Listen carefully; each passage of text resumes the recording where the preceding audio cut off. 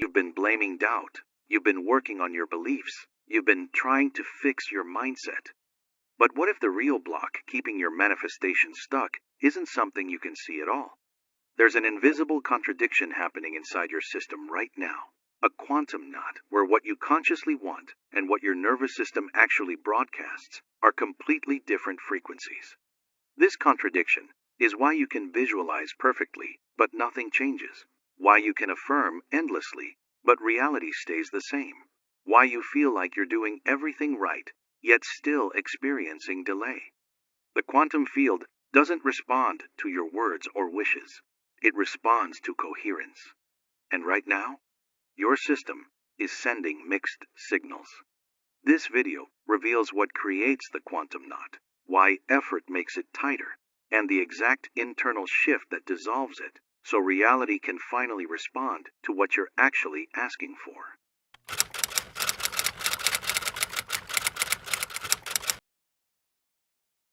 The most powerful block in quantum manifestation isn't doubt, fear, or lack of belief. Those are visible obstacles. You can identify them easily. You can talk about them in journal entries. You can even try to work through them consciously with various techniques. The real block is far more subtle than any of those. And because it doesn't announce itself with obvious emotions or dramatic symptoms, most people never realize it's actively operating in their system. It's the internal contradiction between what you say you consciously want and what your entire system is actually emitting into the quantum field every single day. This contradiction is what we'll call the quantum knot. A quantum knot forms when desire exists only at the level of conscious thought, while the body, nervous system, and core identity remain anchored to an entirely different state. You may genuinely want abundance, freedom, love, or expansion in your life. But if your internal baseline is still tuned to frequencies of control, protection, urgency, or lack, the signal becomes fundamentally incoherent.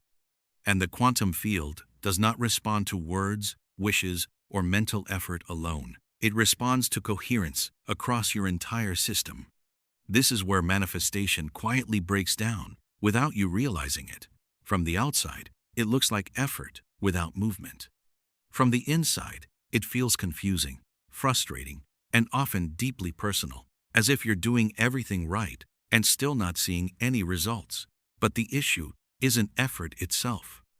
In fact, effort is often the very thing tightening the knot without your awareness.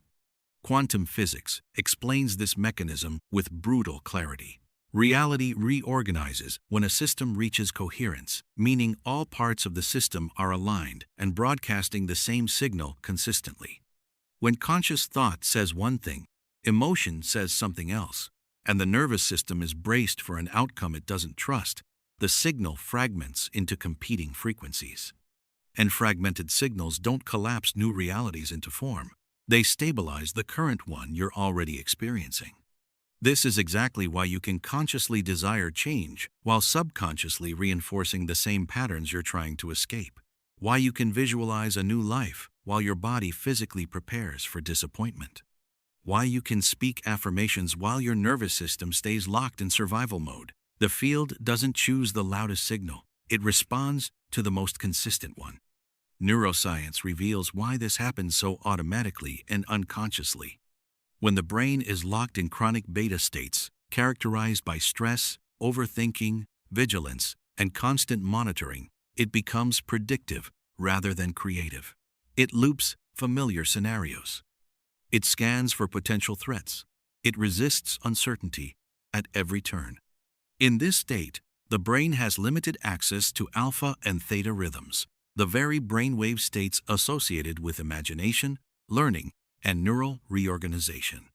In other words, the more you stress about manifesting something, the more you trap yourself in the exact neurological state that prevents change from occurring. The knot tightens, not because you're doing something wrong, but because your system is trying to protect you from what it perceives as instability. Spiritually, this mechanism has been described for centuries across wisdom traditions. Neville Goddard called it resistance, the inability to assume the state of the wish fulfilled. Not because the mind doesn't understand the concept intellectually, but because emotionally and somatically, the old identity hasn't been released yet. The fear, the attachment, the doubt, the constant need for reassurance, all of that lives in the body, not in the intellect. That emotional resistance is the knot.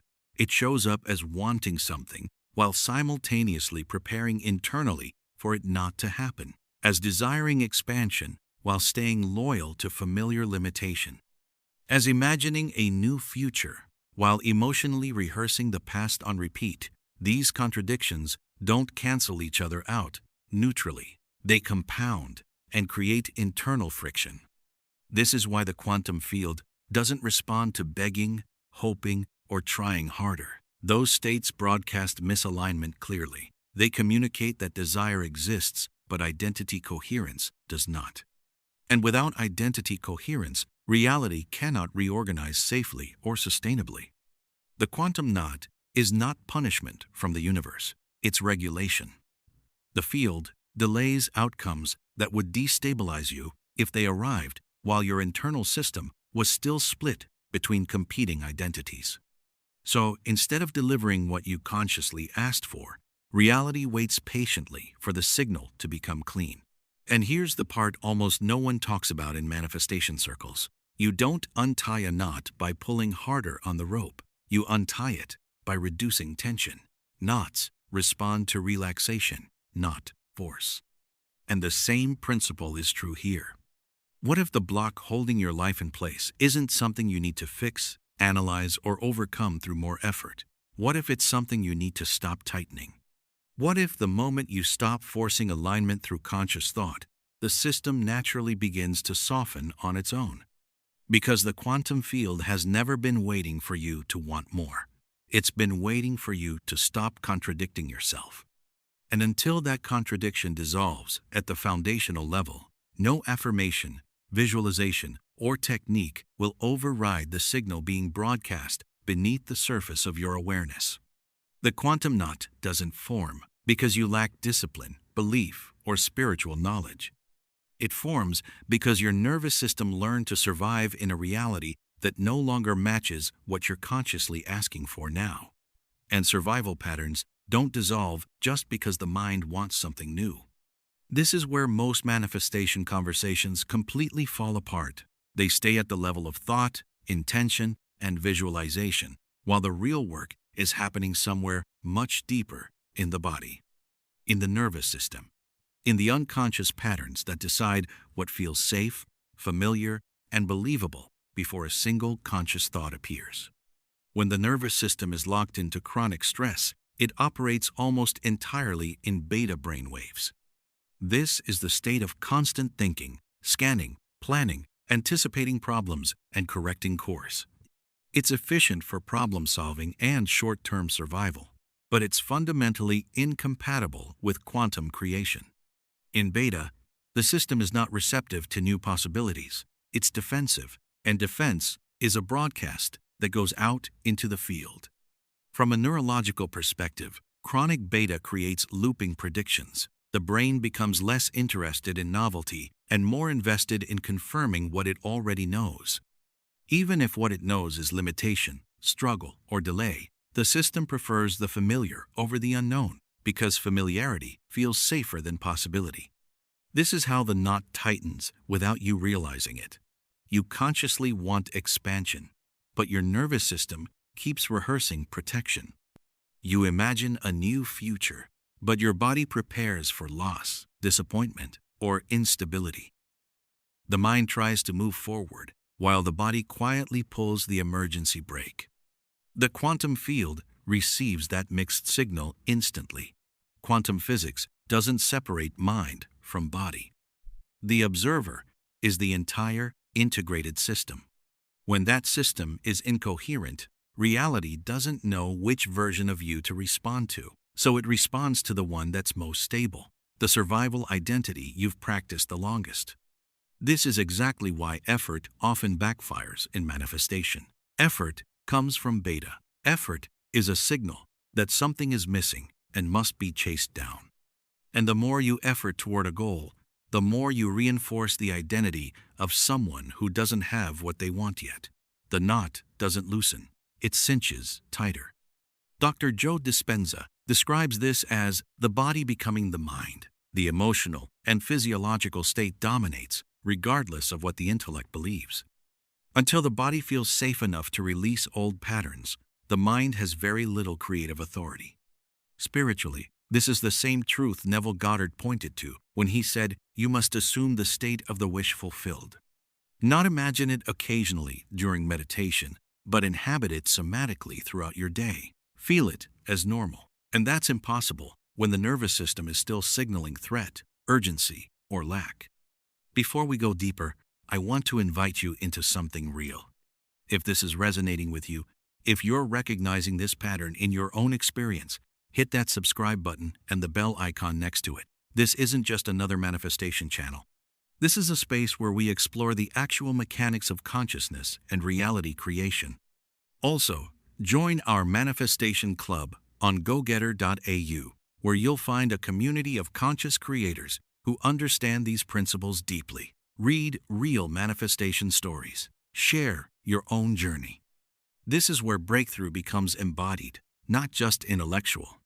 The quantum knot is therefore not a mindset issue. It's a state issue. And states don't change through force or willpower. They change through regulation. When the nervous system begins to exit chronic stress, something subtle but powerful happens. Brain waves slow down naturally. Alpha and theta become accessible again. These are the states where imagination integrates with physiology, where identity becomes flexible, where new patterns can actually take root. In these states, the system is no longer trying to protect the past. It becomes genuinely available for the future. This is why manifestation often feels easier when people stop obsessing over it. Not because desire disappears, but because regulation replaces urgency. The system stops broadcasting contradiction. You're no longer saying, "I want this, but I don't trust it." You're no longer saying, "I desire this, but I need to control it." You're no longer saying, "I imagine this, but I'm preparing for disappointment." Those conflicting signals dissolve, and when they dissolve, the knot loosens naturally without force. This is also why timing feels strange during this process. Progress doesn't look linear. There may be periods of stillness followed by sudden movement. That's not delay, that's recalibration. The system is learning how to hold a new state without snapping back into old defenses automatically. The field is patient because coherence matters infinitely more than speed. A reality that arrives too early collapses quickly. A reality that arrives when the knot is loose stabilizes and lasts. Drop a comment right now and share one word that represents what you're releasing from your old pattern. Maybe it's control. Maybe it's fear. Maybe it's urgency. Whatever it is, call it out. Not for me, but for you. Because naming the habit is the first step in dissolving it. Your word matters. Comment now, and let's make this shift real together. Understanding this changes how you relate to the entire process. You stop trying to fix yourself through more techniques. You stop forcing positivity over tension. You stop negotiating with time. Instead, you begin allowing your system to settle. And settling is not passive, it's intelligent. It's the system learning that it no longer needs to protect against a future that's already aligned. Once the nervous system begins to settle, the quantum knot doesn't disappear immediately. What remains is more subtle and often more difficult to release. This final layer is emotional attachment. Not desire itself, but the need for the desire to resolve something inside you. The need for it to prove safety, worth, or certainty. This is where many people get confused. They assume attachment means caring too much, but attachment isn't intensity. Attachment is dependency. It's the internal belief that something external must arrive for you to finally relax, feel whole, or move forward with your life. And that belief creates one of the strongest incoherences a system can broadcast. From the perspective of the quantum field, Attachment signals instability, not because wanting is wrong, but because attachment says, I am not complete yet, and the field mirrors that state faithfully. It doesn't punish it, it reflects it. This is why manifestation often stalls right before breakthrough. The desire is clear, the intention is set, the nervous system is beginning to regulate. But emotionally, there is still gripping, still watching, still waiting for the outcome to relieve tension, and that tension keeps the knot intact. Neville Goddard described this perfectly when he spoke about assuming the state of the wish fulfilled. He wasn't talking about pretending or faking. He was talking about emotional occupancy. Living from the feeling that the desire no longer needs to arrive to make you okay. That doesn't kill desire. It neutralizes dependency. Dependency is the problem, not desire itself. Neuroscience shows why attachment is so powerful. When the brain ties emotional regulation to a future outcome, it stays in anticipation mode. Dopamine remains future-oriented. The system never fully arrives in the present moment, and a system that isn't present cannot broadcast coherence. It's split between now and later. This split keeps the identity suspended. You're not the old version anymore, but you're not inhabiting the new one either. You're waiting, and waiting is not neutral. Waiting is a signal of lack. This is why trying to let go often backfires. Letting go through effort is still control. It's still the mind trying to manage timing. Real release happens when the identity changes enough that holding on no longer makes sense. The quantum knot loosens not when you force surrender, but when the system realizes it doesn't need the outcome to survive anymore. This realization can feel unsettling at first because part of you has been using desire as fuel for a long time. Wanting was how you stayed motivated. Hoping was how you endured uncertainty. Releasing attachment feels like losing a familiar structure, even if that structure was exhausting. But something remarkable happens when attachment dissolves. The body relaxes without needing constant reassurance. The mind stops rehearsing futures. Attention returns to the present moment. Not because you're trying to be mindful, but because there's nothing left to chase internally. This is coherence, and coherence is irresistible to the quantum field. When you're no longer emotionally leaning on the outcome, the field no longer senses instability. The observer becomes steady. The wave pattern simplifies. Probability collapses cleanly. This is why manifestation often arrives right after people stop checking for signs, right after they stop asking, is it working? And right after they stop orienting their emotional state around something that hasn't happened yet. Not because the universe rewards indifference, but because indifference signals completeness. Completeness doesn't mean you don't want more. It means more is not required for you to feel grounded. That distinction changes everything. Take a moment and comment below with one thing you truly want to manifest and why it's important to you. Be honest. Be vulnerable. This isn't just engagement. This is you speaking your intention into the quantum field through this community.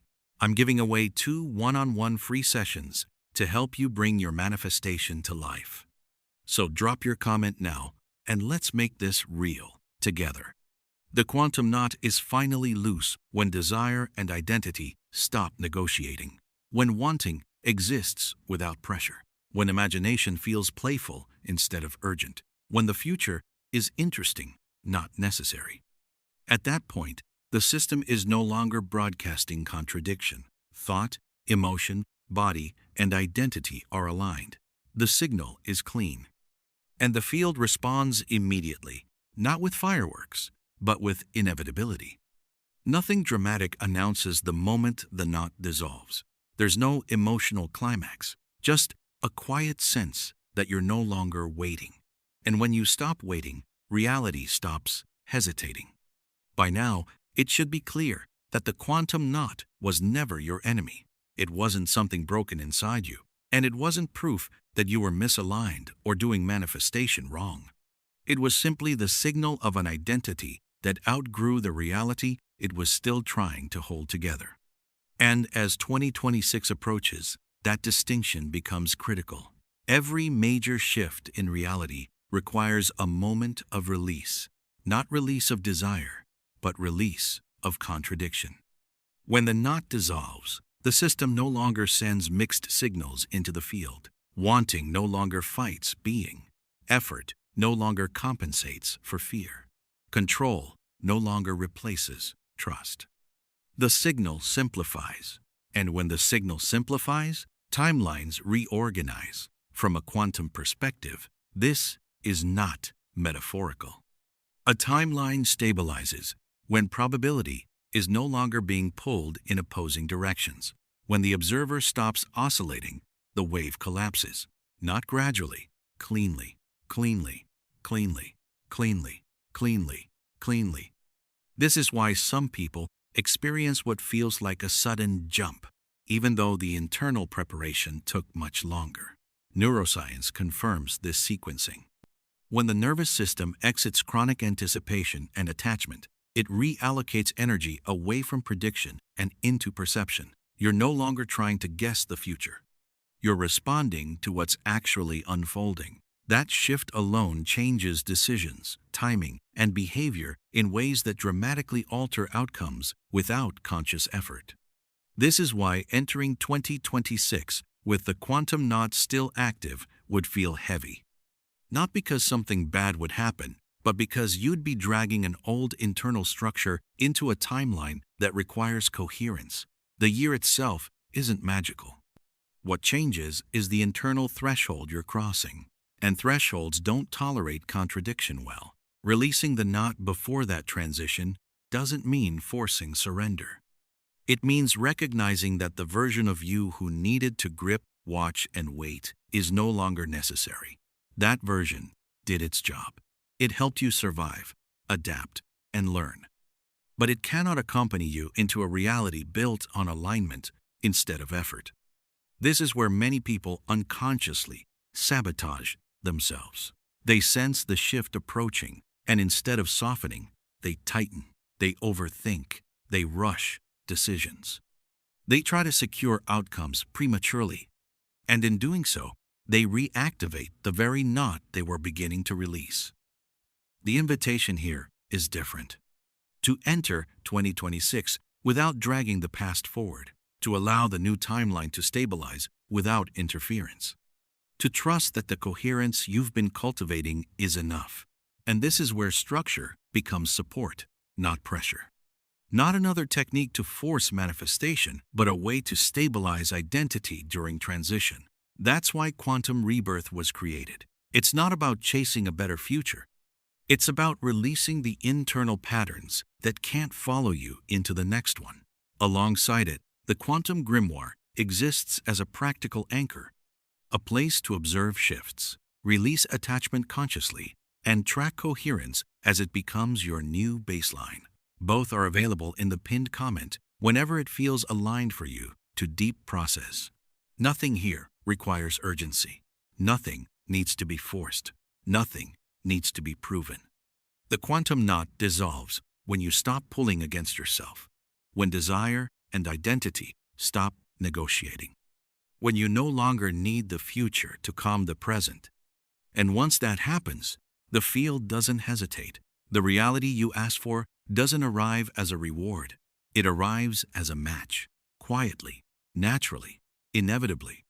Because the truth is simple, even if it took time to uncover. The block was never outside of you, and it was never permanent. It was just a knot. And now, you know how to let it go. When the quantum knot dissolves, there is no dramatic announcement, no sudden surge of emotion, no moment where everything explodes into clarity. What happens instead is far more subtle and far more powerful. Reality stops pushing back. This is the part most people misunderstand about manifestation. They expect movement to feel intense, emotional, or euphoric. But intensity usually signals instability. True alignment feels quiet. It feels ordinary. It feels like life. is no longer arguing with you. Once the knot is gone, the system no longer broadcasts contradiction. Thought, emotion, nervous system, and identity stop pulling in different directions. There is no internal debate about timing, worthiness, or control. The signal simplifies, and because it simplifies, the quantum field responds efficiently. From a quantum perspective, this is the moment the observer stabilizes. The wave no longer oscillates between wanting and resisting. Probability collapses not because you ask louder, but because there is nothing left interfering with the collapse. The outcome no longer has to fight against an outdated identity to exist.